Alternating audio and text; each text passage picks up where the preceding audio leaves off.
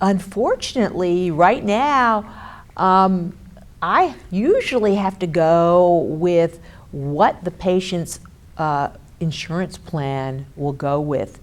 I, in my talk, show this has also been the year of the copay card, where all of the new drugs, the reps come in with these copay cards that say free or $25 a month or $4 a month, and it's really not that easy, and the patients go in, and this doesn't work for Medicare patients, so they go to the pharmacy, give this card, or the card is activated, and typically the pharmacy says, well, that's not on your formulary, and then I have to do what's called a prior authorization, which means I have tried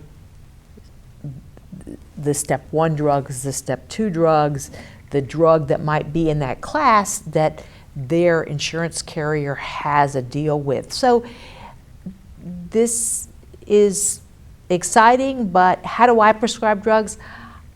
Usually based on what the patients can receive and what they can afford. The way around it is I give them samples. I try to be very creative.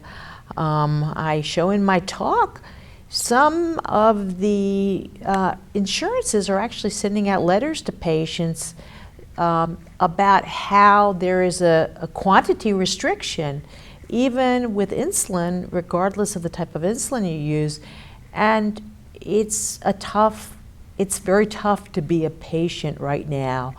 I think that healthcare, despite all of these great new advances, it's still, how do you choose? And I have a little video clip in my talk about a Medicare patient who's 73 who says, Dr. Levitan, if it weren't for me getting samples of insulin from your office, it would be a question of food or insulin, because I fall into the donut hole every year about this time. So what I do is do my best to stock up with samples, and quite frankly, this has also been a year where I've never seen more patients in the intensive care unit in diabetic ketoacidosis because they don't have the money for their insulin.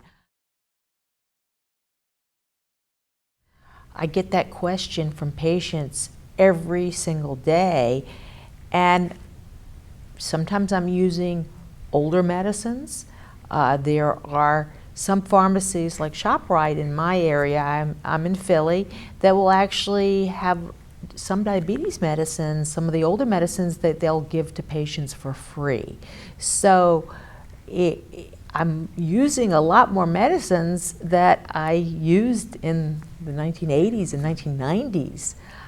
Some of the older, what we call sulfonylureas, because they're free. I'm using metformin, which is a standard in type 2 that's free. Unfortunately, the costs of insulin are still enormous.